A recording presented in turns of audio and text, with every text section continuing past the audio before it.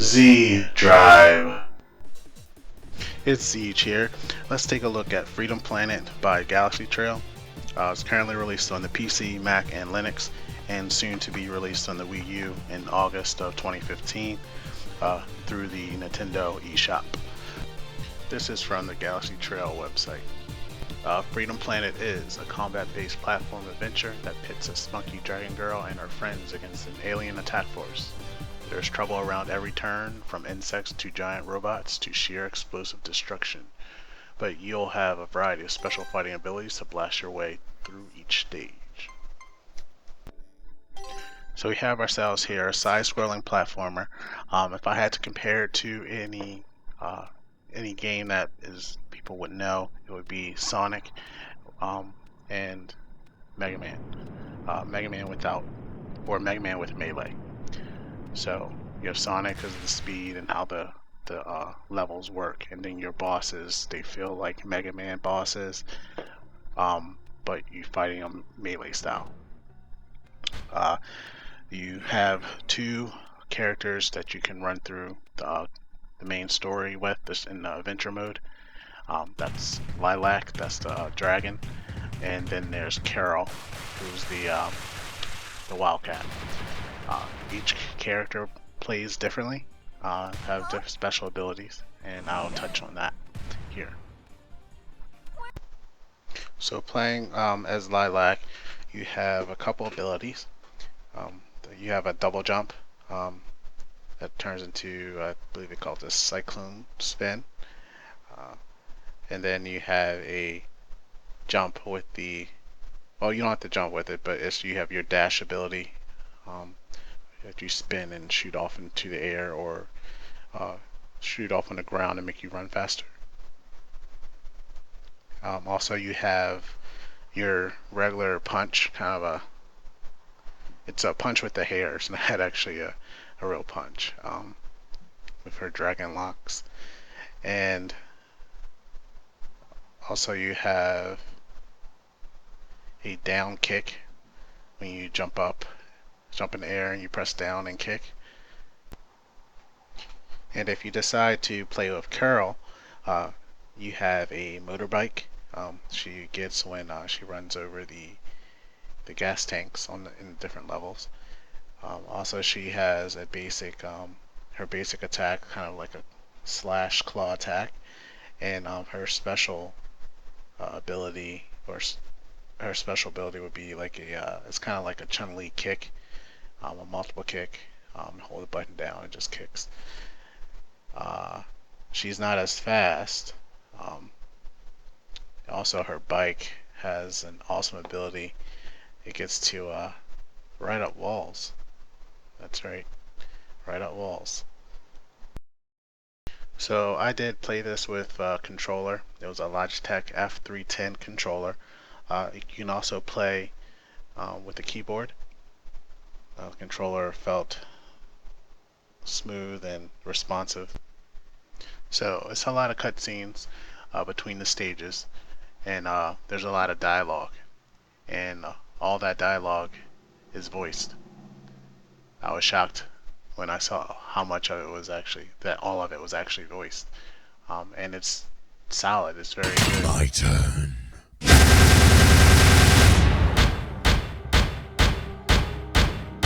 How did this happen? Our walls are impenetrable! Your floor isn't. Well then, if death is what you seek, then I will gladly provide it! There's no reason to be hostile, Your Majesty. In fact, you should be proud. Your son is moments away from inheriting the throne. Dale! I tried, Father! What do you want with us? How shall I explain this? I'm gifting your son with my knowledge. It will make him the most powerful ruler your world has ever known. And he will answer to no one but me. No! Murderer!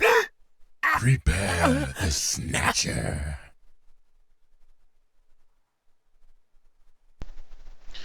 Now I spent 361 minutes playing this game. So 6 hours, and I did complete it. I died a lot on certain bosses, a lot, and I was playing it on the normal difficulty. There are 4 difficulty settings: easy, uh, casual, easy, normal, and hard. I was playing on normal. So there's definitely a challenge if you're a veteran of the game. You could play this on hard, and hopefully that will satisfy your difficulty need. But you also, I spent 6 hours, and you don't. I was exploring the levels and stuff like that a little bit more than you probably would have if you were trying to just play through it and get to the bosses. So it's probably less than 6 hours for most people, or for the average person on like normal or something like that, I would expect. So my gameplay, like playing through, the first like 2 to 3 levels are really easy. The bosses are really easy. I mean, the levels for most of the way through are pretty. It's go through, collect coins, get through the maze of the level, and get to the boss. And the boss for the first two, for think about the first 2 to 3 levels, I think they were pretty easy. Now I think it was level 4 when it changed. When that was like, oh, okay, and it was more enjoyable with going against the bosses. It was a little bit more of a challenge. Now I only played through as Lilac, the dragon, but like I was saying before, in adventure mode you can play through as Carol as well. I played a little bit as Carol. She plays differently, so the same, some of the same levels will play different because she works differently, and she can interact with these metal plates, these red plates you'll see on the different maps, um, and she can do special things with that. I'll let you see that or figure that out. About the game is the pacing. For me anyway, the beginning pacing, it took 3 stages until you started to feel like it started to ramp up in difficulty, or at least give a challenge at the bosses.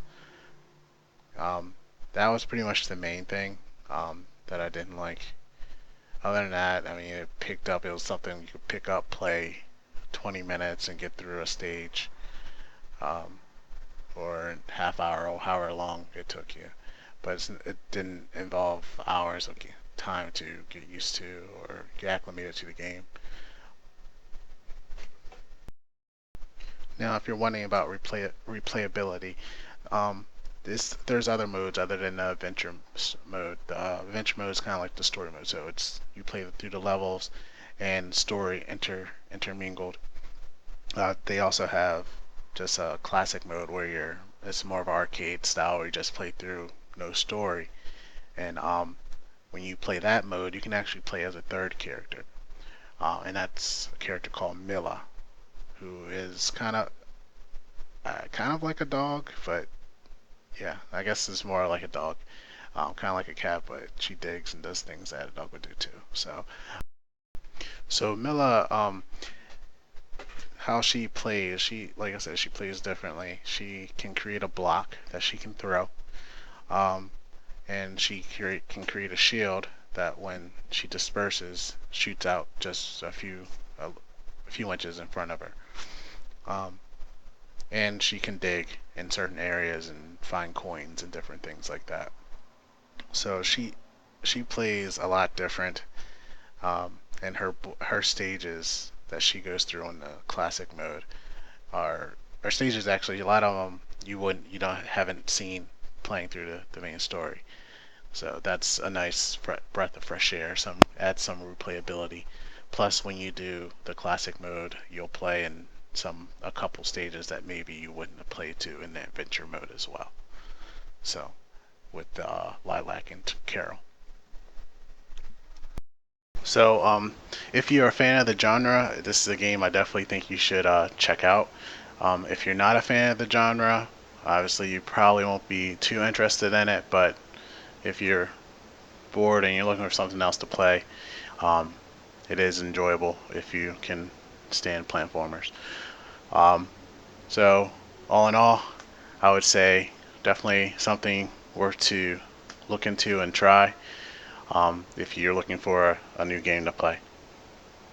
Alright, well, that's it for me, Zeech, and I'll catch you guys next time. Don't forget to subscribe, and see you again on Z Drive.